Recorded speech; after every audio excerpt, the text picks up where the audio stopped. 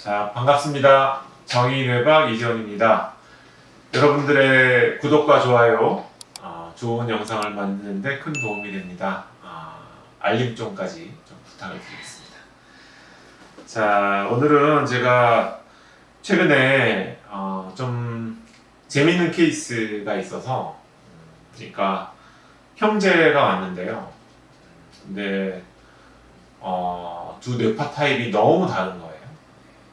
한쪽은 완전 도파민 디스오더, 도파민과 관련되어 있는 문제가 아주 두드러지고, 한 명은 완전 세로토닌 디스오더, 세로토닌 관련된 문제가 두드러지는 이런 케이스였어요.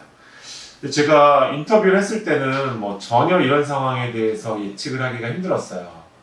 둘 다 호소하는 증상이 의욕이 너무 없다, 하고 싶은 게 너무 없고 자꾸만 게을러지고 멍해지고 브레인 포그 현상, 그래서 자꾸만 집중력도 떨어지는 것 같고, 그래서 너무 힘들다라는 걸 주소로 이제 내원을 했고요.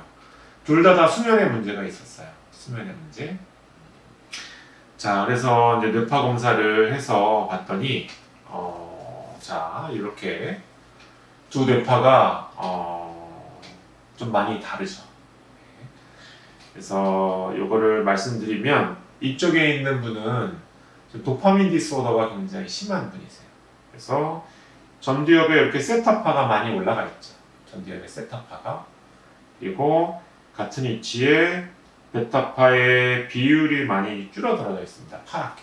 그래서 이거를 이제 세타 투 베타 레이시오, 그래서 세타 베타 비율이 증가가 되어 있는 이런 형태의, 이런 것들을 시상 피질 부조화 현상이라고 얘기하거든요. 전두엽 기능이 좀 떨어져 있는. 이거는 주로 다른 뇌에 뭔가 충격이 가해졌다던가, 뭐 사고가 났다든지 이런 문제가 아니면 거의 대부분 도파민 부족의 문제로 이런 패턴들이 만들어지게 돼요. 그래서 주로 나타나는 증상들이 뭔가 충동이나 욕구나 이런 거에 대한 조절이 어렵고, 굉장히 무기력해지고, 의욕이 없고, 하고 싶은 게 없어지고, 화짜증 이런 것들이 올라오고, 이제 이런 상태가 되게 되는 거죠. 자, 그 반면에 이쪽에 계신 분은 이 전두엽에 세타 올라가는 거는 별로 없어요. 오히려 전두엽이 아닌 아랫부분에 세타파가 많이 올라가 있죠. 그리고 베타파의 비율도 전두엽에서 정상적입니다. 그래서 이쪽 분은 도파민 디스오더의 증거가 없다고 보여져요. 대신 이렇게 아래쪽에서 베타 하이 베타파가 빨갛게 되는 이런 게 세로토닌 디스오더 패턴이죠. 주로 이제 강박 패턴이라고 말하는 이런 세로토닌 부족의 패턴이 만들어지고 있어요. 그래서 이제 이분은 세로토닌 부족이 굉장히 심하게 와 있는 이제 이런 경우고요. 세로토닌 부족이 와 있으면은 일단 굉장히 불안감이나 이런 게 좀 많이 올라오게 되고요. 불안하고 초조하고 안정이 안 되고, 이제 심계항진 이런 증상, 가슴이 두근거린다든지 이런 증상이 나타날 수가 있고, 또 한 가지는 머리가 매우 복잡해지는 거죠. 머릿속에 불안한 생각들이 머릿속에서 떠나지 않는 이제 이런 상태.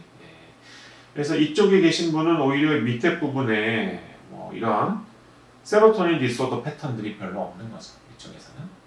두 분 다 뭔가 우울증 이렇게도 이제 진단이 될 수 있는, 우울 증상을 평가를 해보면 정상보다 훨씬 높게 이렇게 평가가 되는 이런 상태였어요. 또 두 분이 또 똑같이 나타나는 게 이렇게 이제 델타파가 두 분 다 많이 올라가 있는데, 이런 게 뇌가 좀 피곤해진 상태, 그래서 수면이 좀 깊지 못하거나 아니면 수면 부족, 그래서 수면에 문제가 있을 가능성이 상당히 높은 패턴인 거죠. 자, 그래서 이 두 분의 치료는 상당히 달라지게 돼요. 이제 이쪽 분은 주로 도파민 보충 쪽에 해당이 되는 이런 치료가 주가 될 거고요. 뉴런 모듈레이션을 한다고 해도 주로 이제 전두엽 쪽에 활성도를 올려줄 수 있는 TMS라든지 TDCS라고 하는 것도 전두엽 쪽에 주로 활성도를 올려줄 수 있는 이런 치료가 돼야 될 거고요. 이쪽 옆에 계신 분은 주로 세로토닌 쪽에 관련된 이제 치료가 주가 돼야 되고, TMS로는 별로 도움을 받기가 어려운 타입이세요.